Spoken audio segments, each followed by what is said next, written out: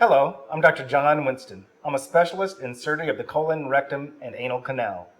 We have special training, that is, colon and rectal surgeons have special training in diseases that affect those organs.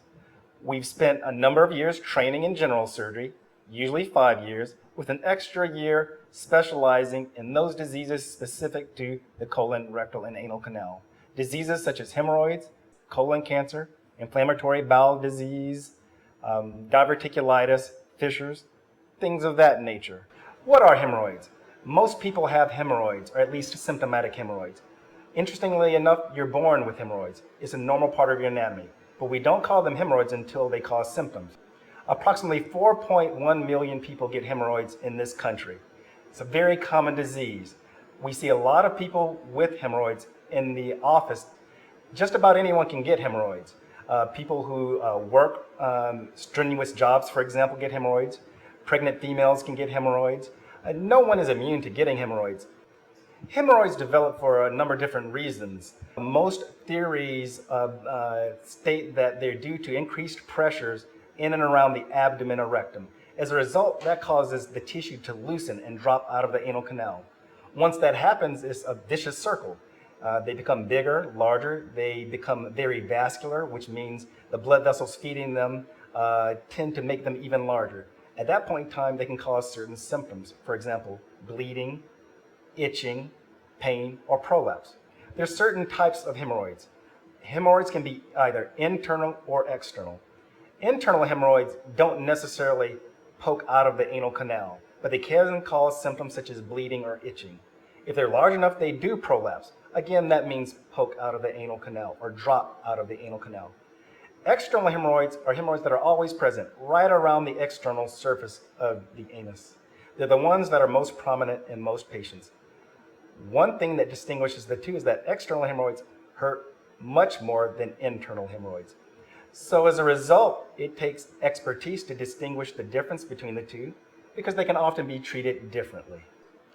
There are multiple symptoms that one might identify if they have hemorrhoids. One of the most common is rectal bleeding.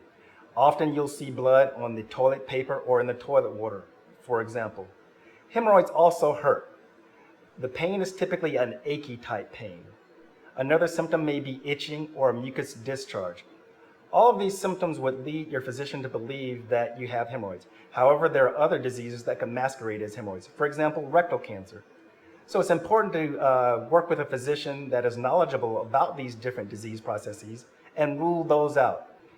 There are a number of reasons a patient might not come to see a physician for hemorrhoids. One is fear. One is fear of the painful surgery that often they relate to it. The traditional surgery we do for hemorrhoids is quite painful, and that's what most people have heard about from their friends or family. Also fear of another disease. For example, a lot of people fear that if it's not hemorrhoids, it may be something more onerous like rectal cancer. We try to look at all the disease processes and rule out anything that is potentially dangerous or fearful to the patient. The majority of patients are embarrassed about their hemorrhoids and as a result don't want to come in. It's not something that we theoretically talk about around the dinner table. So they don't mention it to friends or families and they don't mention it to their physicians. And as a result, they might delay treatment. We try to provide a relaxed atmosphere and speak with the patient much like you might speak to a family member or friend about their embarrassing symptoms related to hemorrhoids. As colorectal surgeons, we try to bring to bear on hemorrhoid disease many different techniques and not necessarily jump directly to hemorrhoidectomy, which again, it can be a pretty significant fear to our clients. There's several ways to treat hemorrhoids. It depends on the anatomy of the hemorrhoids or where they're located. Internal hemorrhoids versus external hemorrhoids. One class of treatment for hemorrhoids would be medicine. Topical ointments, there's even an oral medication now. Warm baths would be an example of how hemorrhoids can be treated medically. Then there's surgical techniques. We tend to divide those into two categories, if you will.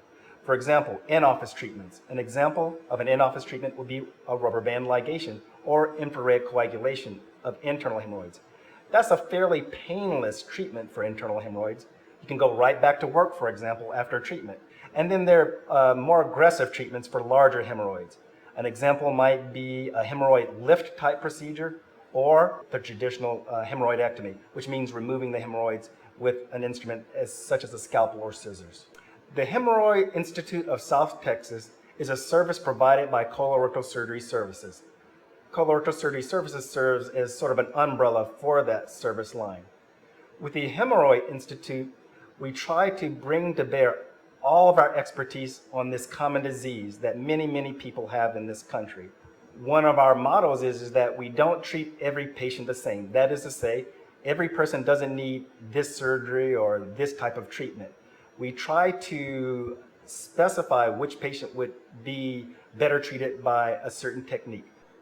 For more information on hemorrhoids and the surgical treatments or options, feel free to go to our website at www.hemorrhoidinstituteofst.com or call area code 210-490-2828.